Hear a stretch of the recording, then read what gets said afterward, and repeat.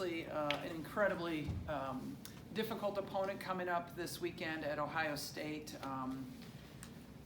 It's a team that is 9-1 at home with their only loss being to UCLA. They beat Tennessee by 20. I'm a big fan of J.C. Sheldon. I think she's a tremendous point guard. She came back for her fifth year, and they're healthy. Last year they weren't as healthy as they could have been, especially at the center position, and now they are.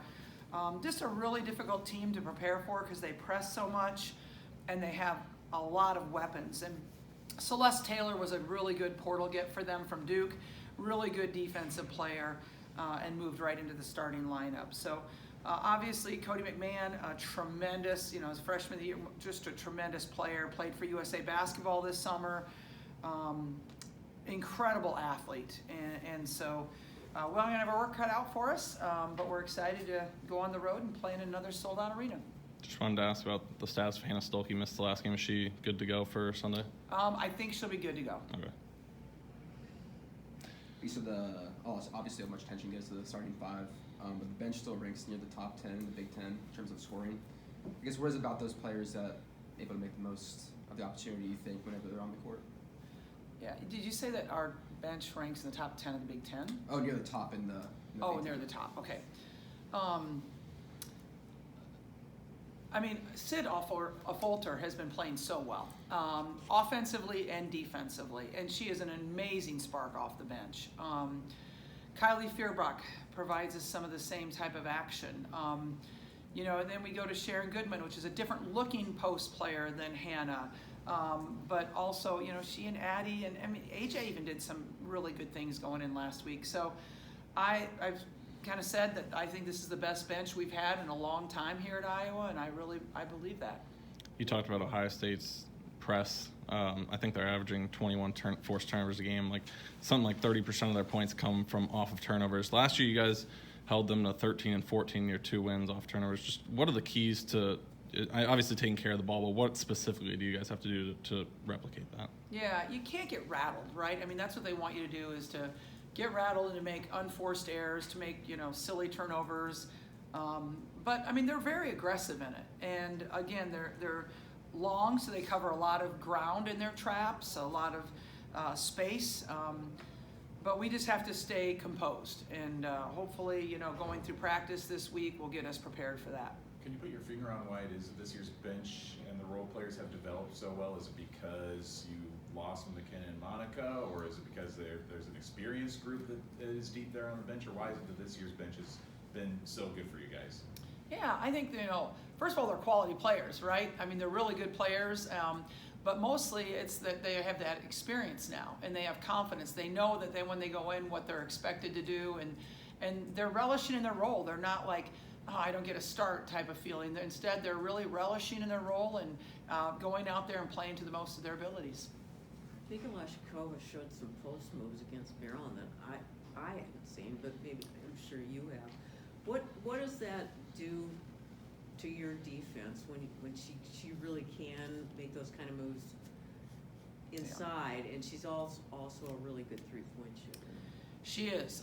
She's hard to defend because of that. She stretches out the defense because she can shoot threes. In fact, I almost think she's their second best three-point shooter on their team. But she's also able to go into the post area, and really she's strong. She's physical. She's quick. She's quicker than you'd think. When you look at her, you think she's not going to be that quick, but she's quick off the bounce. She's quick in her post moves. And it makes it tough because, that you don't want to put our post in a one-on-one situation with her because she's got a really good experience, height, and strength. How do you like where your defense is right now? You've held 2 straight opponents in the 50s, which you don't do very often in Big Ten teams. Yeah, I think our defense is just much improved over last year. And one area is definitely defensive rebounding. I think we're just doing a much better job boxing out and getting the boards. And that enables us to push. But I do think defensively we're better overall than we were last year. Again, maybe it's experience. I loved Monica. She wasn't the best post defensive player, and so now I think we have a few different options to look at there.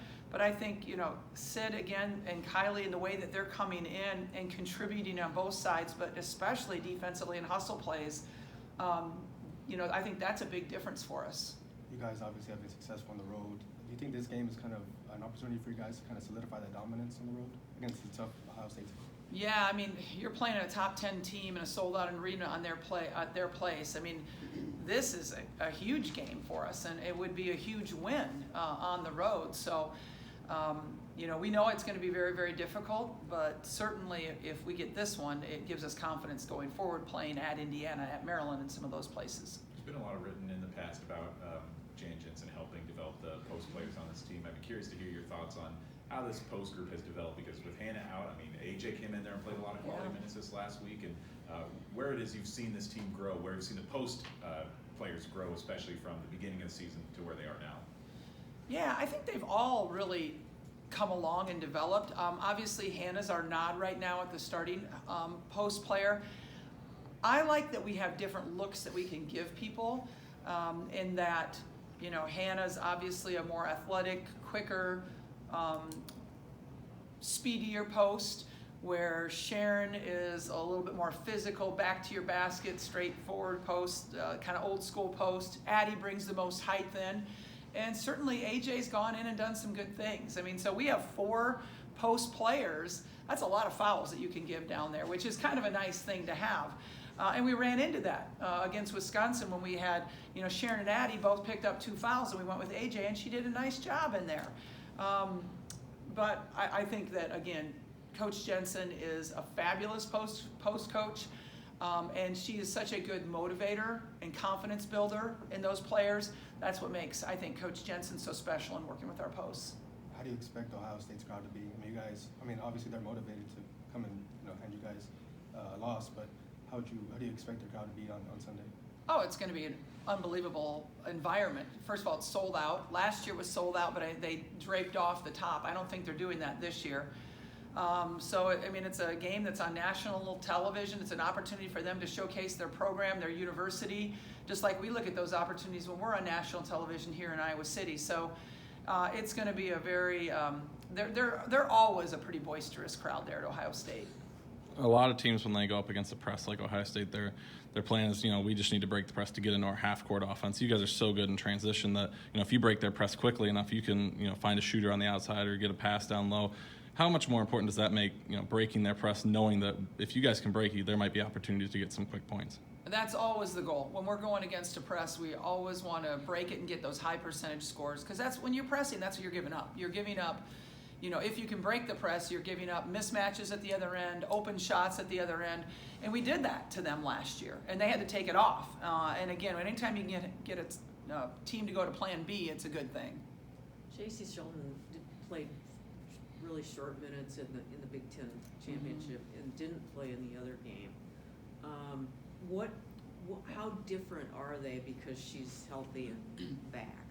Yeah, J.C. Sheldon is just a tremendous basketball player. 5'10", she can shoot the 3, but she can beat you off the bounce. And she has a nice pull-up jumper, so she scores kind of, at the rim at 2 points, 3 points.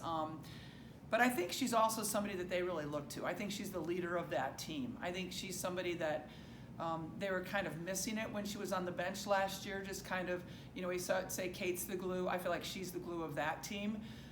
Definitely the commanding leader out there. Last year they had Mikasel, who was a tremendous shooter. Obviously she graduated. So now JC's having to pick up the slack in that area.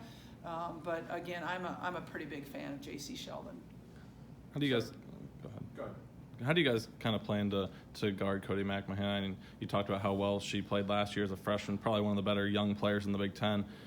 The first thought would probably be Hannah Stolke because of her quickness, her athleticness, but she's going to have to play in the post. Just kind of what are your plans when going up against her and as a forward? Yeah, and sometimes Cody will go to the 5 position when they go. They have a short lineup that they like to go to, and so I'm sure Hannah will have some opportunities to go against her. But she's a hard person to defend. Now, she does pick up some offensive fouls because she goes in there sometimes recklessly, and we need to take advantage of that. But she is hard to guard because she's so strong, and she has that spin move at the end of her finish that is, You know, you think you have her stopped, and then all of a sudden she's spinning the other direction. So it's not a one-on-one situation when you're guarding Ohio State. I think it's gonna. I mean, it has to be a team focus, a team effort. Saw your statement yesterday, but I'd be curious to ask in person again about Beth Getz getting hired and getting the interim label removed. I mean, she was a big proponent, obviously, of the crossover at Kinnick, and so I imagine there must be just a lot of excitement for you and for this program having her step in as a full-time AD. There is. I mean, I just think Beth Getz was the right choice for this position. We needed her now. She's an unbelievable leader. She's so honest and so transparent, and she communicates so well.